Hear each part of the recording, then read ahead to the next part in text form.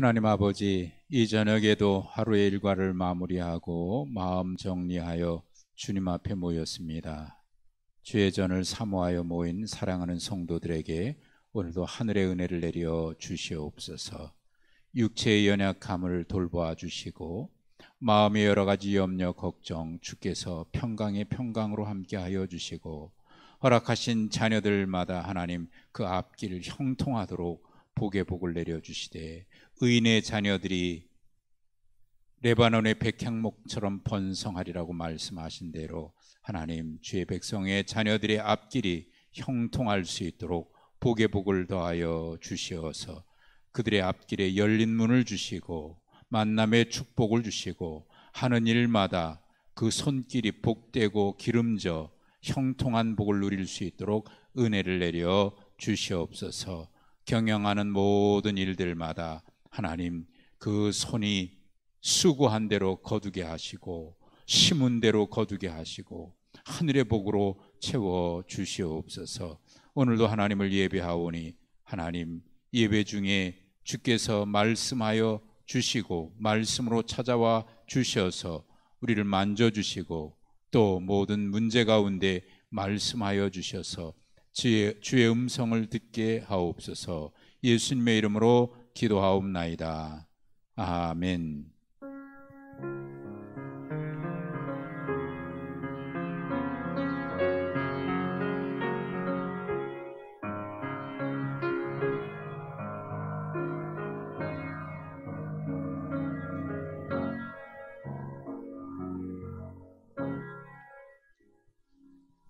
사무엘하 22장 21절부터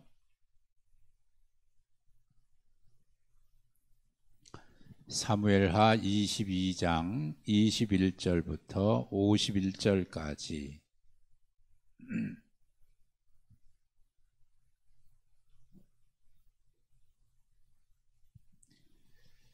한 절씩 교독하십시다. 다윗의 노래인데 이 고백이 나의 고백이듯이 그렇게 고백했으면 좋겠습니다. 한 절씩 교독합니다.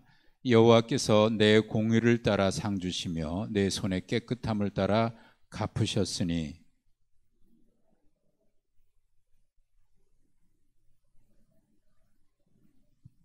그의 모든 법도를 내 앞에 두고 그의 규례를 버리지 아니하였음이로다.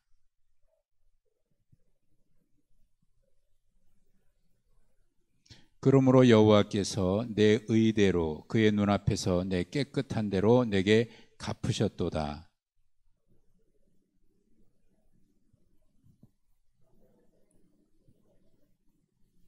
깨끗한 자에게는 주의 깨끗하심을 보이시며 사악한 자에게는 주의 거스르심을 보이시리이다.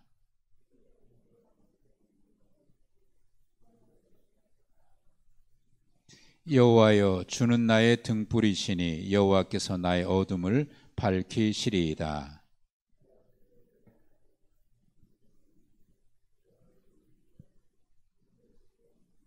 하나님의 도는 완전하고 여호와의 말씀은 진실하니 그는 자기에게 피하는 모든 자에게 방패시로다.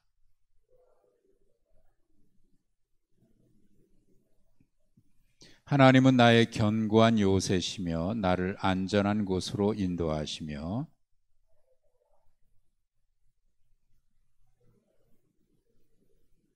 내 손을 가르쳐 싸우게 하시니 내 팔이 놋화를 당기도다.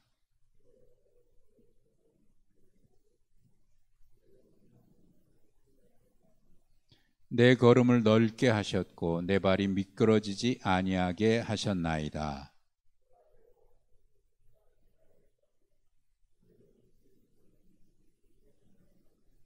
내가 그들을 무찔러 전멸시켰더니 그들이 내 발 아래에 엎드러지고 능히 일어나지 못하였나이다.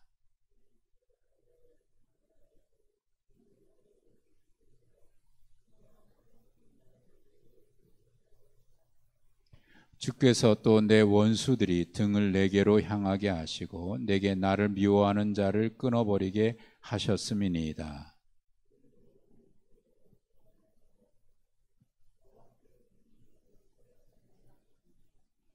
내가 그들을 땅에 티끌같이 부스러뜨리고 거리에 진흙같이 밟아 해쳤나이다.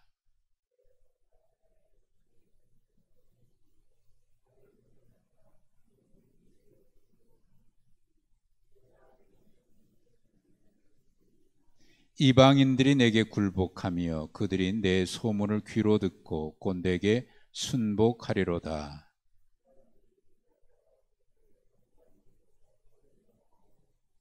여호와의 사심을 두고 나의 반석을 찬송하며 내 구원의 반석이신 하나님을 높일지로다.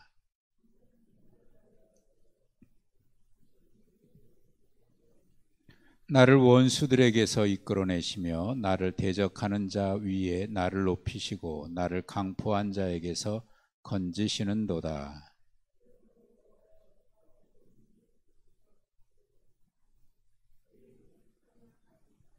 함께 읽습니다. 여호와께서 그의 왕에게 큰 구원을 주시며 기름 부음 받은 자에게 인자를 베푸시며 영원토록 다윗과 그 후손에게로다. 아멘. 지난주에 이어서 사무엘하 22장을 지난주에 이어서 오늘도 보는데 다윗의 노래예요. 다윗의 찬양시입니다. 시편 18편에 이 내용이 또 기록되어 있어요. 다윗의 시로 시편에 그대로 기록되어 있는데 1절에 이제 이 시의 그 상황에 대해서 이렇게 얘기를 하고 있는데 여호와께서 다윗을 모든 원수의 손과 사울의 손에서 구원하신 그날에 이렇게 돼 있어요. 그날에 다윗이 이 노래의 말씀으로 여호와께 아뢰다. 하나님께서 원수와 사울의 손에서 건지신 그날이라고 이렇게 딱 날짜를 못 박듯이 이렇게 표현했는데 사실은 이게 그날인지 이 표현이 그날을 얘기하는 건지는 정확히 알 수가 없습니다. 시라고 하는 것은 꼭 그 시기를 그렇게 못 박았다고 해서 딱 그날이라고 한정하기는 어렵거든요. 시어는 상당히 상징적이잖아요. 그래서 이게 그 사건만을 얘기하는 것인지 아니면 그 이후에 여러 가지를 얘기하는 것인지 학자들은 정확하게 이게 언제라고 이렇게 단정하기가 어렵다라고 얘기를 해요. 그러나 대체로 보는 시각은 뭐냐면 이것이 꼭 그 사건만을 얘기하는 게 아니다. 사울에게서 건져주신 그날만을 얘기하는 게 아니고 지금까지 살아오면서 다윗은 그 주변에 굉장히 원수가 많았어요. 주변 국가들, 물론 자기 국가에서도 사울을 비롯해서 사울을 지지하는 세력들에게서 매일 공격을 당했잖아요. 그리고 나중에는 압살롬의 반역도 있었지요. 그리고 자기의 친구처럼 지냈던 신하들 중에도 압살롬의 반역을 틈타서 배신하는 그런 아픔도 있었고, 그러니까 다윗이 이런저런 일들을 많이 겪었는데, 그러니까 여기서 말하고 있는 것은 사울의 사건만을 얘기하는 게 아니고 지나온 세월 동안 겪었던 모든 것들을 다 포함해서 지난 일들을 돌이켜보면서 고백했던 다윗의 감사의 기도, 찬송의 기도가 아닐까 이렇게 봐요. 그러니까 요 제목에 있는 것처럼 원수의 손, 사울의 손에서 구원하신 그날만을 얘기하는 게 아니고 지나온 세월 동안 하나님께서 나를 지켜주신 은혜, 나를 건져주신 은혜, 나와 함께 하신 은혜, 이런 것들을 다 함께 고백하고 있는, 그래서 결론적으로 말하면 그 앞에 세 번째 줄 끝에 나옵니다만, 따라서 다윗의 고백은 어느 특정한 사건 문제가 해결된 것에 대한 고백이라기보다는 지난 모든 세월 동안 하나님의 은혜와 사랑을 경험하고 고백한 것으로 보입니다. 자, 여러분 어때요? 지금까지 지내온 것 주의 크신 은혜라, 그 찬송 있죠?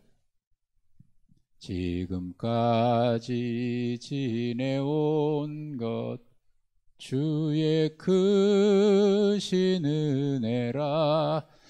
신방 가면은, 제가 신방 가서 찬송 부를 때는 주로 그 가정에서 자주 부르는 찬양이거나 부르고 싶은 찬송이 있습니까? 이렇게 물어서 찬송을 부르죠.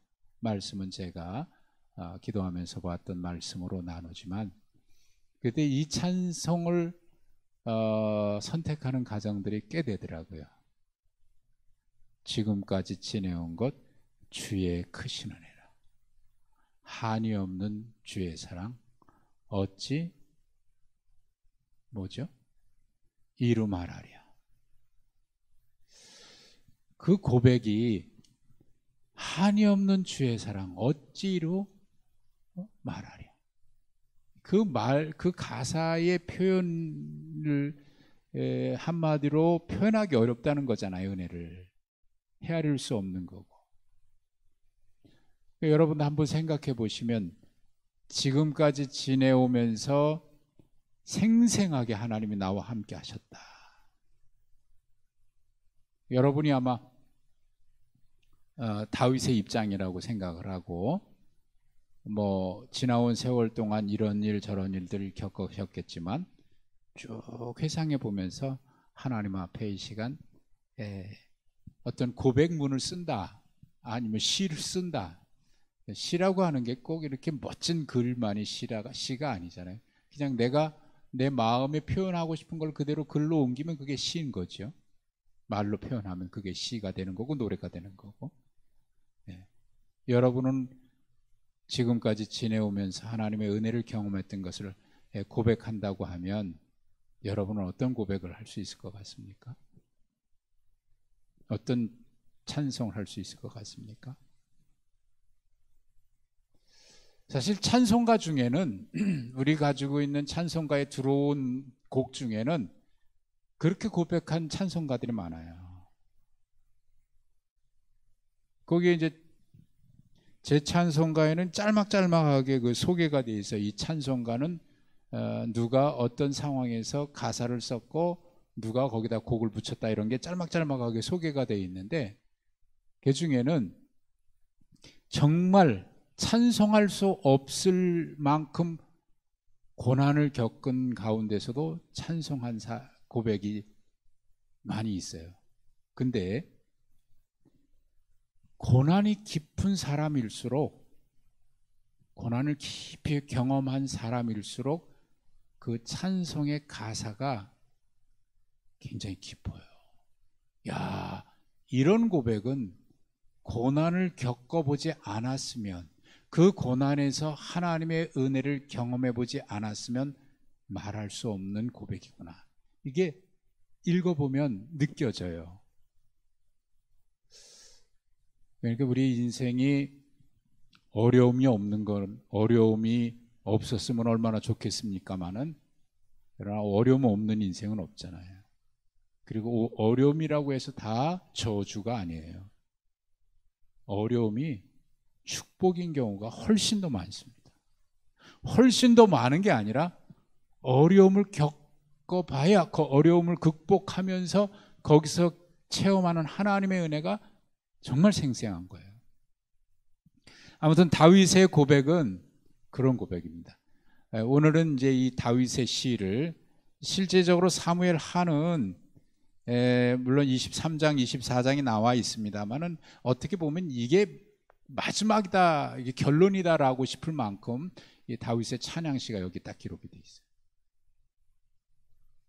오늘은 이 말씀을 제가 쭉 설명하기보다는 여러분과 함께 여러분이 하나님의 은혜에 대한 고백들을 좀 마음으로 서로 주고받고 대화로 하면 좋겠습니다만은, 그렇게 하지 못해도 그런 마음으로 그런 고백을 하나님 앞에 올려드리고 또 회상하는 그런 시간이 됐으면 좋겠어요. 자, 1번 문제 보십시다. 다윗은 폭력과 전쟁이 난무하는 시대에 거짓과 불의의 세력들이 판치는 그 한복판에서 치열하게 살았던 사람입니다. 21절부터 28절에 보면 다윗은 그런 시대에서 어떻게 살았다고 말하고 있습니까? 그리고 그렇게 살 수 있었던 그의 신앙은 무엇이라고 생각하십니까? 자, 우리가 앞부분은 지난주에 보셨죠. 지난주에 보셨던 말씀 가운데 다윗이 겪었던 고난을 표현하고 있는 내용이 5절부터 사망의 물결, 불의의 창수, 수월의 줄, 사망의 올무 뭐 이런 그런 환난들, 그리고 그 주변의 원수들, 그 불의한 자들, 간사한 자들, 거짓을 꾸미는 자들, 그런 치열한 그런 불의한 한복판에서 살았는데, 그런데 그는 어떻게 살았다라고 말하고 있느냐 하면 21절부터 보세요. 22절부터 보시는 게 좋겠어요. 이는 내가 여호와의 도를 어떻게 해요? 지켰다. 또 악을 행함으로 하나님을 떠나지 아니하였다. 그러니까 악을 행해서 그래 세상이 그러니까 뭐 나 혼자 그런다고 세상이 달라지겠어 하고 같이 세상을 따라가지 아니하고 하나님을 떠나지 않은 거예요. 그래서 악을 행하지 않은 거예요. 그리고 23절, 모든 법도를 내 앞에 두고 규례를 버리지 아니했다.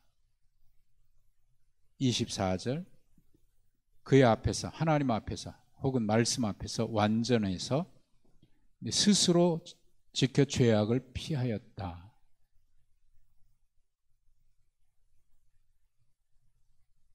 25절, 그러므로 여호와께서 내 의대로 그의 눈앞에서 내 깨끗한 대로 내게 갚으셨다. 자비한 자에게는 자비하심을, 완전한 자에게는 주의 완전하심을 보이시고 깨끗한 자에게는 주의 깨끗하심을, 사악한 자에게는 주의 거스리심을 보이시리이다. 자, 여기 22절부터 쭉 보면 그가 어떻게 살았다는 거죠? 깨끗하게 살았다는 거예요. 정직하게 살았다는 거예요. 하나님 율법대로 살았다는 거예요. 남들이 악을 행한다고 해서 나도 악을 행하지 않았다는 거예요. 하나님, 거기 좀 의문인 것은 24절에 보면 하나님 앞에서 완전했다라고 하는 표현이, 그렇다고 해서 내가 하나님 앞에 죄가 없이 완전했다 그런 말은 아니거든요. 주님 앞에 깨끗했다, 정말 아무 흠도 없이 깨끗했다라는 표현은 아니에요. 그만큼 악한 시대에 그가 어떻게 살려고 노력을 했냐면 정직하게 살려고 노력했고 깨끗하게 살려고 노력했고 의롭게 살려고 노력했고, 이렇게 사는 게 어떻습니까? 쉬울까요? 어려울까요? 악한 자들이 판치고 있는 시대에 의롭게 산다는 것이 쉽지는 않을 거예요. 또 많은 갈등도 있을 거고 고민도 있을 거고. 그런데 그렇게 살았다는 거예요. 우리라면, 이렇게 우리가 그런 상황이라면 얼마나 갈등, 고민이 많을까요? 때때로 포기하고 싶은 마음도 있고요. 하나님 어디 계십니까? 그런 말이 뭐 저절로 나올 때도 있고요. 하나님 나 싫어요.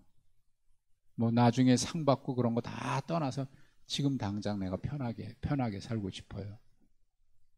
억울한 누명 이런 것들을 당할 때 말이죠. 그런 마음 들지 않겠습니까? 근데 그렇게 깨끗하게 살고 정직하게 살고 그렇게 살았다는 거예요. 무슨 마음으로? 그렇게 살 수 있었던 그 신앙은 뭐냐면 21절 보세요. 하나님은 내 공의를 따라 상 주시고 내 손의 깨끗함을 따라 갚으셨으니. 하나님을 바라보고 있는 거예요.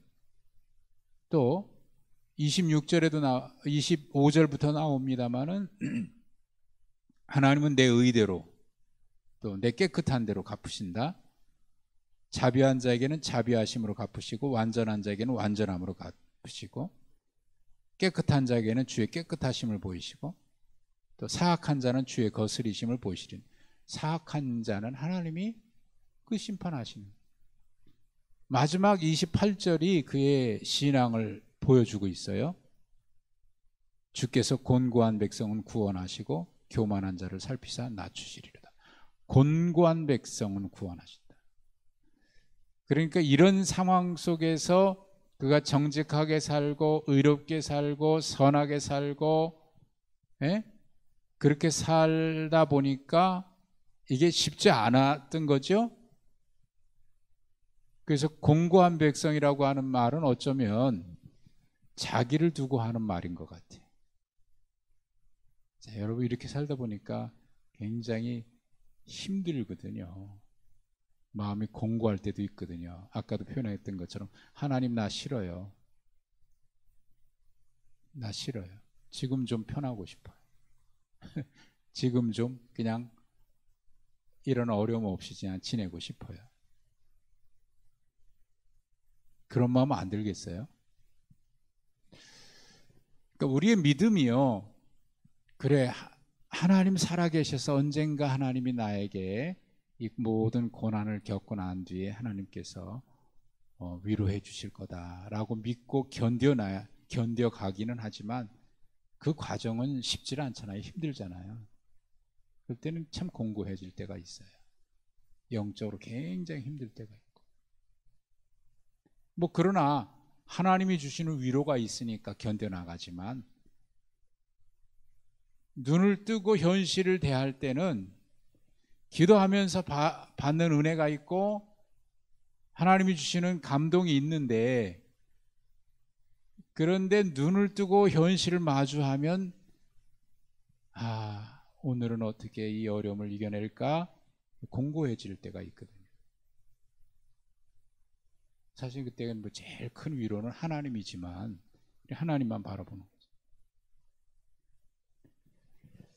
아무튼 다윗은 그의 신앙은 뭐냐면 하나님이 살아계셔서 하나님이 내 모든 형편을 아신다. 그래서 위로해 주시고 보상해 주시고 갚아 주신다.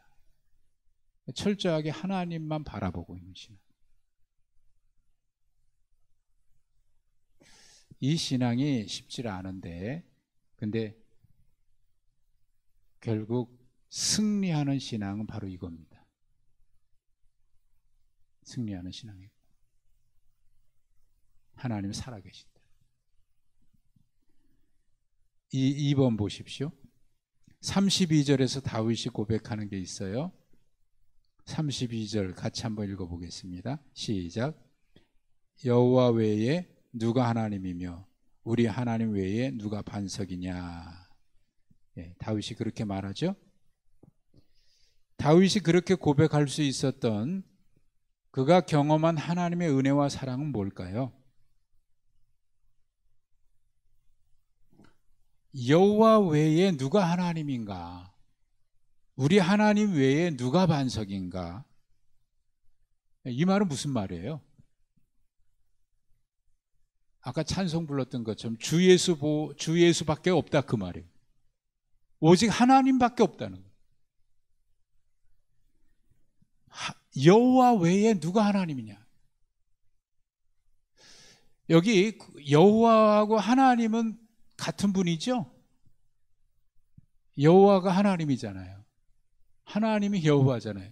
근데 여호와라고 말하는 때하고 하나님이라고 말할 때하고 달라요. 여호와는 성경에 여호와, 야훼, 여호와라고 표현되는 게 많이 나와요. 모세가 하나님을 만났을 때 이제 바로에게 갈 때 너를 보낸 자가 누구라고 물어보면 뭐라고 얘기할까요? 나는 여호와라. 나는 스스로 있는 자다. 여호와. 여호와는요, 하나님의 언약 백성 안에 있는 자들이 고백하는 하나님입니다. 여호와는 언약의 하나님이에요. 그냥 하나님은 그냥 하나님인 거예요. 근데 그 하나님이 나와 언약 관계가 있을 때, 언약 백성이 고백하는 하나님은 여호와예요.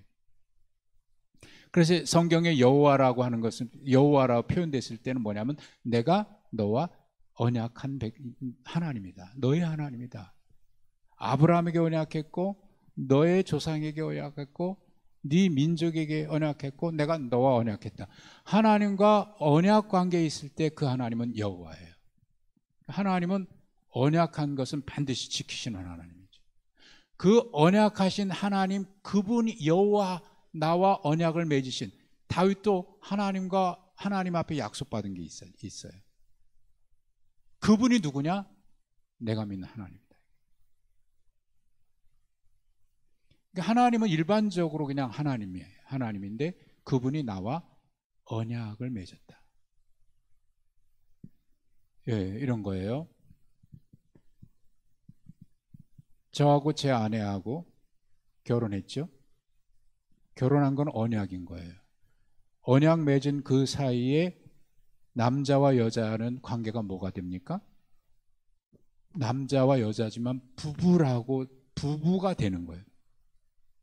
그때는 그냥 여자가 아니고 내 아내, 언약 맺은 부부로서의 아내가 되는 거고, 그냥 남자가 아니라 나의 부부로서의 남자인 남편이 되는 거예요. 그냥 남자가 아니라 남편이고 그냥 여자가 아니라 아내인 거죠. 하나님과 우리 사이에 언약 맺은, 내가 그분의 자녀고 하나님은 나의 아버지가 될 때 여호와 하나님이에요. 그러니까 여호와 하나님은 구원의 하나님이고 복을 주시는 하나님이고, 여호와 외에 다른 분이 없다 이거예요. 하나님은. 그리고 그 하나님 외에 누가 반석이냐? 나를 지키시는 분은 그분밖에 없다. 한마디로 하나님밖에 없어요. 그 찬양이 있어요. 빛이 없어도 환하게 다가오시는 주 예수 나의 당신이여, 이렇죠? 예, 저는 그래서 그 당신이여라고 하는 거 시어로는 그렇게 괜찮은데, 그래서 일부러 당신이여라고 표현하지 않고 주 예수 나의 주님이여 이렇게 저는 불러요. 음성이 없어도, 그 다음에 뭡니까?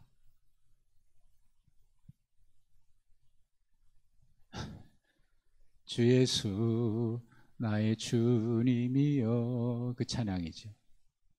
네, 이탈이 나왔어요. 주님, 그분만, 주님만.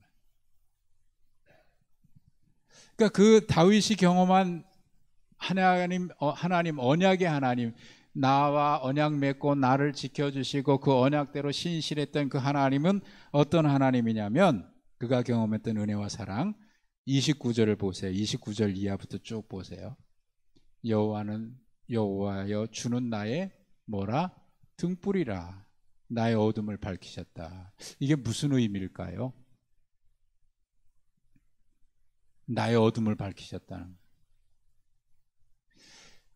살면서 길을 잃어버릴 때가 있고요. 앞이 막막할 때가 있어요. 그런 환난과 역경, 고난, 시련 날 때 앞이 막막하지요. 사방이 막힌 것처럼 답답하지요. 근데 하나님이 나의 등불이 되시는 거예요. 여호와가 언약하신 대로 나의 목자가 되시는 거예요. 내가 주를 의뢰하고 적진으로 달리며 내 하나님을 의지하고 성벽을 뛰어넘었다. 예? 또 31절에 자기에게 피하는 자에게 방패가 되시고, 33절에 하나님은 나의 견고한 요새고 나를 안전한 곳으로 인도하시고 나의 발로 암사슴 같게 하시며 나를 높은 곳에 세우시며 내 손을 가르쳐 싸우게 하시니 내 팔이 놋화를 당기고. 이거 다 뭘 표현하는 거죠? 이거 수없이 많은 어려움, 고난, 역경, 환난, 그리고 원수들과의 싸움에서 하나님이 생생하게 나를 보호해 주시고 하나님이 나의 방패가 되주시고 나의 발을 암사슴 발 같게 했다라고 하는 말이 이게 무엇을 의미하는 걸까요? 나의 발을 암사슴 발 같게 했다. 그래서 나를 높은 곳에 세우셨다. 암사슴. 37절에 보면 내 걸음을 넓게 하셨고 내 발이 미끄러지지 아니하게 하셨다. 이게 무슨 말이죠? 발을 넓게 했다는 게 뭐예요? 발을 넓게 했다. 그 앞에 암사슴 발 같게 했다라고 하는 거 연결하면요, 사슴이 산에서 막 뛰어가다가 이 중간 절벽 같은 게 있고 그래서 절벽을 훌쩍 뛰어넘을 때 잘못하면 그 절벽의 수렁에 빠질 수도 있잖아요. 근데 여기서 저까지 뛰어넘어야 되는데 거리가 너무 멀어. 잘못하면 빠질 것 같아. 근데 하나님이 나의 발을 어떻게 했다? 넓게 해주셨다. 그걸 뛰어넘을 수 있도록. 예? 그게 무슨 표현인 거예요, 이게? 이거 내 힘으로 된 게 아니다 그 말이에요. 도저히 내 힘으로는 이 어려움을 뛰어넘을 수 없을 것 같은데 하나님께서 나의 발을 암사슴 발처럼 넓게 해주셔서 그걸 뛰어넘을 수 있게 해주셨다. 우리가 만나는 수렁 같은 경우가 있잖아요. 어려움이 내 앞에 절벽이 있는 것처럼 어려움을 만날 때가 있잖아요. 그런데 그 어려움을, 그 절벽을 내 힘으로는 도저히 넘어올 수 없었는데 그걸 뛰어넘은 거예요. 뛰어넘었다 그 말이에요. 어떻게 뛰어넘었나? 하나님께서 마치 암사슴의 발을 넓이 뛰기 할 때 이만큼 더 뛰어넘을 수 있도록 발을 넓게 해서 뛰어넘었는데 그 다음에 표현 보시면 뭐라고 되는, 내 발이 미끄러지지 아니했다 그랬거든요. 그 뛰었는데 탁 착지 않은 순간에 미끄러지면 어떻게 되겠어요?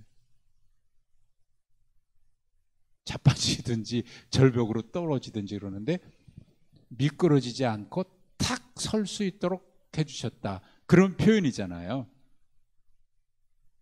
그러니까 이게 지금 다윗이 무엇을 얘기하려고 하는지 짐작이 되십니까? 이런 어려움을 자기 힘으로가 아니라 도저히 생각해봐도, 회상해봐도 그 순간에 어떻게 내가 그 어려움을 뛰어넘을 수 있었지? 내 힘이 아니라는 거예요. 하나님께서 그렇게 펄쩍 뛰어넘을 수 있도록 해주셨다라는 그런 고백인 거죠. 그 다음에 그 앞에 36절에 보면 내 팔이 놋화를 당겼다 그랬는데 내 손을 가르쳐 싸우게 하셨다. 이 손을 가르쳐서 손을 가르쳐서 놋화를 당길 수 있도록 싸우게 하셨다는 거예요. 그러니까 내 힘으로는 안 되는데 어떻게 보니까 내 팔에 그런 힘이 어디서 생겼는지 모르게 힘이 생겼다. 이런 표현들이잖아요. 그러면 지금 다윗이 고백하는 게 뭐예요? 무엇을 얘기하는 거예요? 정말 생각할 수 없었던 그런 일들을 경험했다는 거예요. 하나님의 은혜를, 하나님의 사랑을 그렇게 생생하게 겪었다는 거예요. 네, 여러분 그런 경험들 혹시 있으세요? 지금 권사님은 그런 경험이 있다고 지금 전화가 왔어요. 네. 빨리 받아보세요. 어떤 건지 알려주셨어요.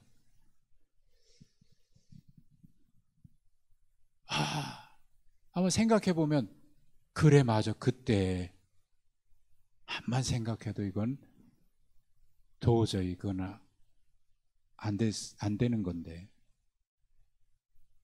내 힘으로는 안 되는 건데 지난주 목요일에 대구의 그 총회에 신학교육부의 일이 있어서 영남신학대학교 갔다가 회의 좀 일찍 끝나서 대봉교회 박희정 목사님 우리 부흥에 오셨던 분이죠. 제가 이 교회 부임하기 전에 담임으로 제가 부목사로 있으면서 섬겼던 목사님인데 제 아내하고 좀 같이 가서 사모님하고 정말 오래간만에 만났어요. 목사님은 종종 뵙고 총회에서도 뵈는데 사모님은 거의 16, 7년 만에 처음으로 봤어요. 그래서 일부러 아내하고 같이 갔는데 가서 이런저런 얘기하면서 예전에 있었던 교회에서 겪었던 일들을 얘기를 서로 같이 나누면서 목사님은 목사님 나름대로 갑자기 떠나고 제가 거기 남아 있으면서 이런저런 어려움 겪었던 것을 생생하게 들으셨기 때문에 사모님하고 많이 얘기를 했다는 거예요.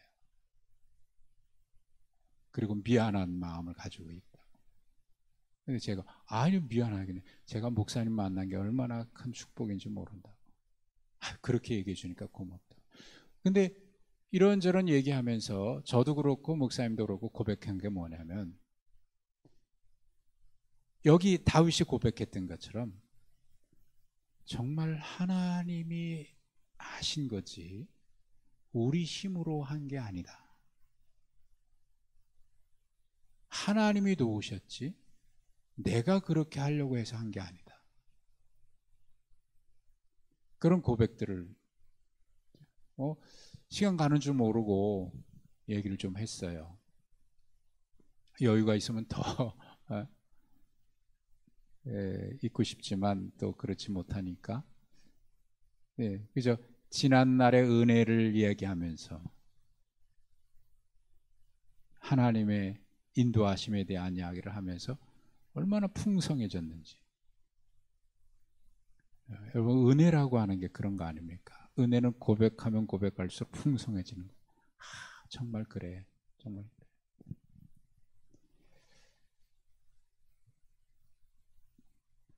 우리의 삶에도 이렇게 다윗의 고백처럼 그런 경험들이 많이 있을 거예요.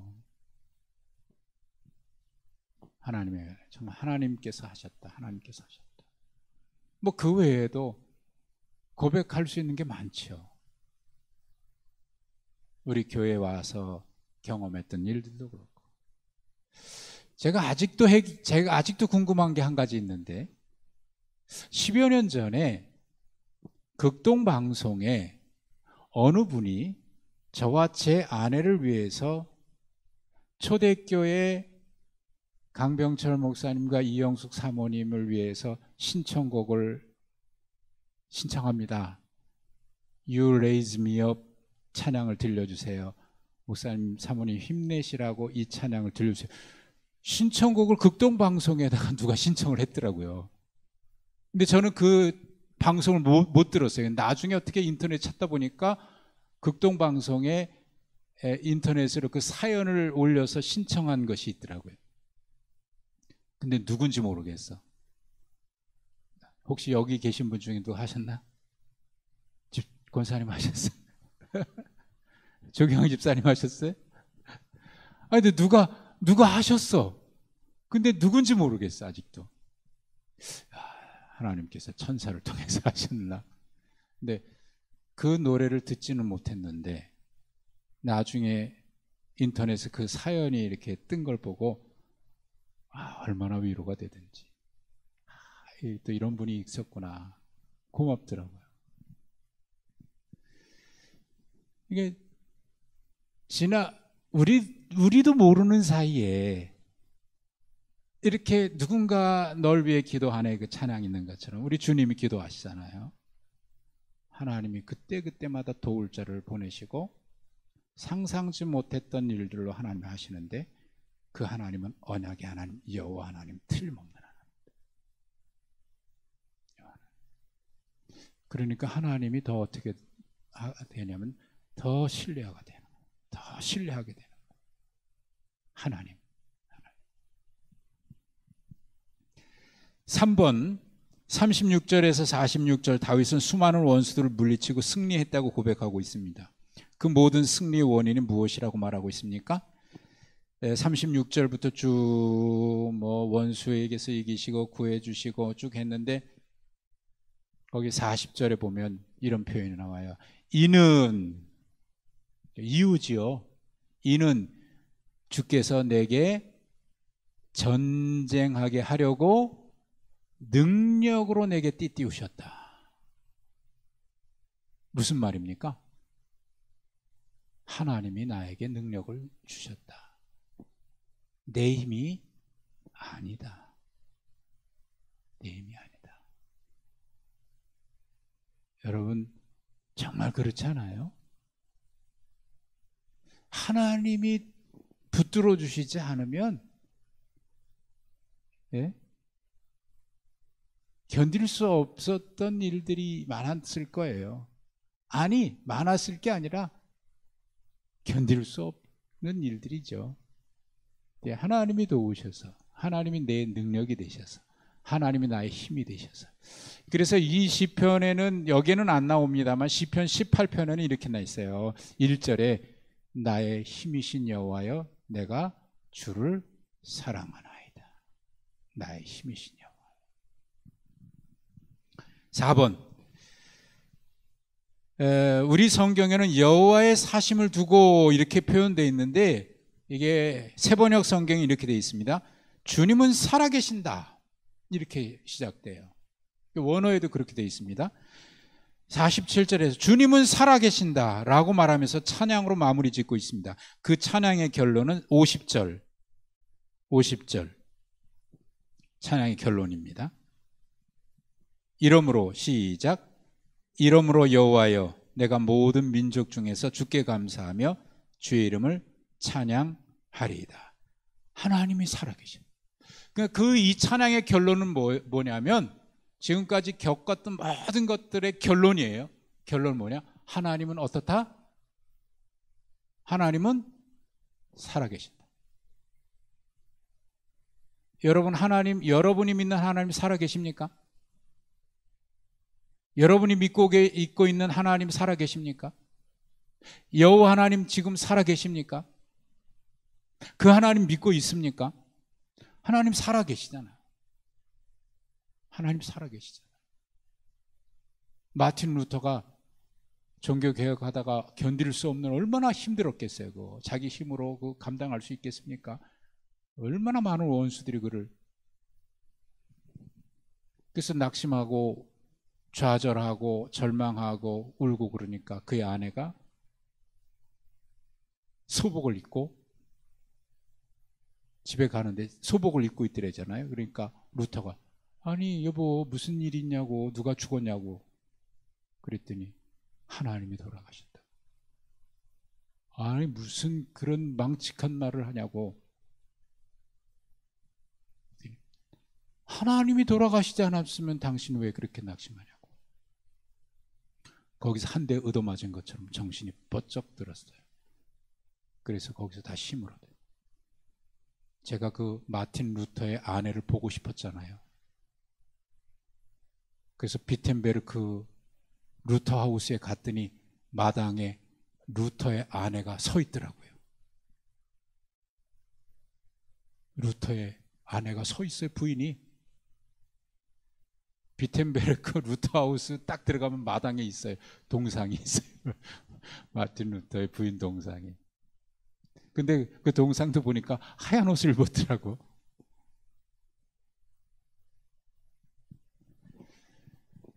여러분 하나님 살아계시잖아요.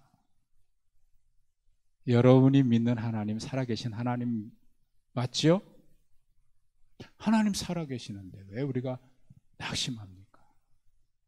하나님 살아계시는데 왜 우리가 그렇게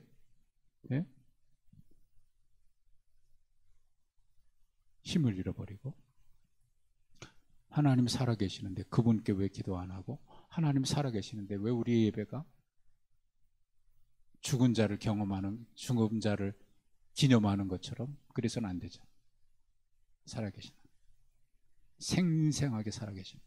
그러니까 매일같이 다윗은, 이 시의 결론은 이거예요. 다윗은 매일같이 하나님을 경험했다.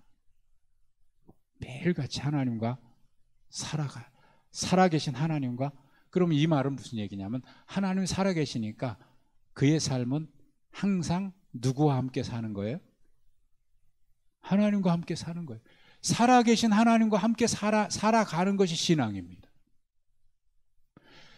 살아계신 하나님과 함께 사는 것이 신앙이에요. 이게 믿음의 사람들의 고백이에요. 생생한 고백. 나에게 있어서 하나님은 기념되는 하나님이 아니라 지금 이 자리에 다시 경험되는 하나님이다. 예수님이 그 성찬을 베푸실 때 떡과 잔을 행하면서 나를 기념하라 할 때, 그 기념이라고 하는 말이 레나미스라고 하는, 레남시스, 이 단어가 갑자기 혹시 강 목사님 기억나요? 뭔 말이에요? 그 단어가, 회상이라고 하는 단어가 옛날 일을 머릿속에 회상한다는 게 아니라 지금 다시 기념한다, 그 말이에요. 지금 다시 경험한다. 성찬은 주님이 지금 떡과 잔에 이 자리에 우리와 함께 계십니다.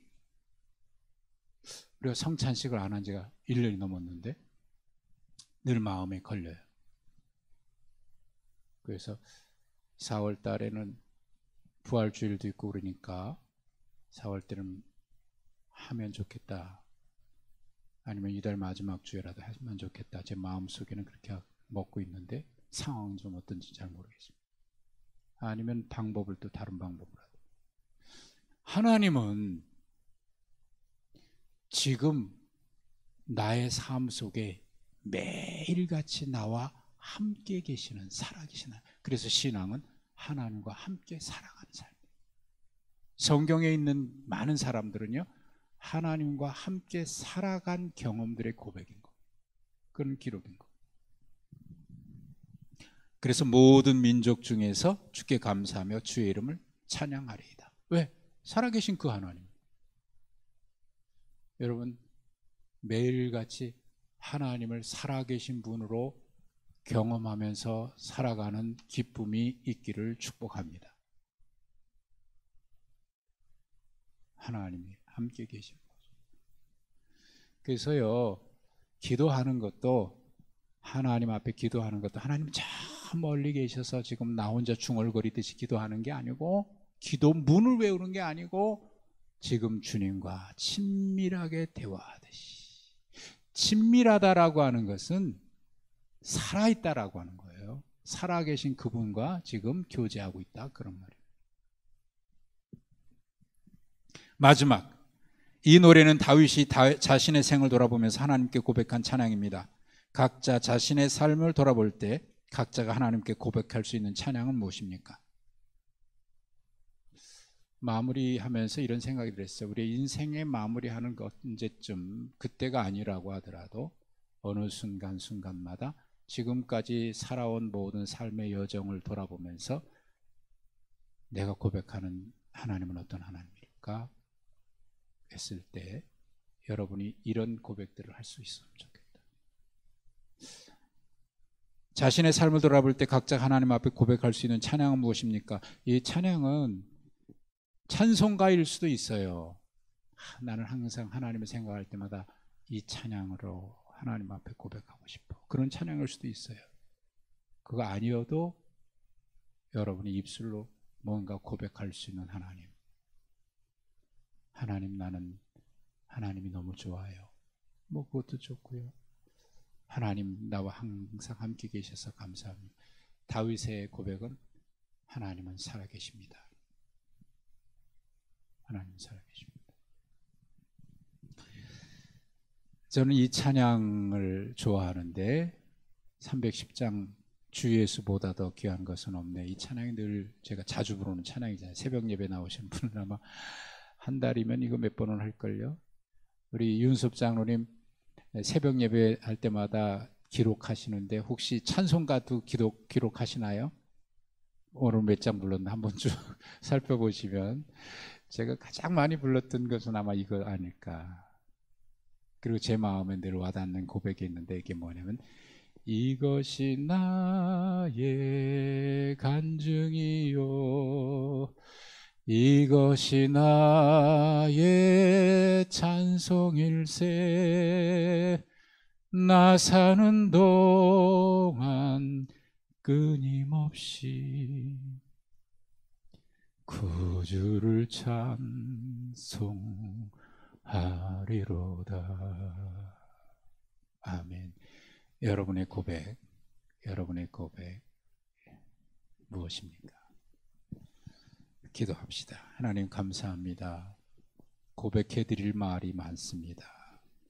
주님 앞에 간증할 고백들이 많습니다. 마음으로 고백하고 마음으로 올려드릴 찬송이 많습니다. 헤아릴 수 없는 많은 고백들 하나님 이 시간 마음으로 주 앞에 올려드립니다. 감사하고 감사합니다. 하나님 살아계신 하나님 나와 함께 해주셔서 감사합니다. 일평생 사는 동안 늘 찬양하게 하시고 나 사는 동안 끊임없이 구주를 찬송하는 우리의 삶 되게 하옵소서. 예수님 이름으로 기도하옵나이다. 아멘.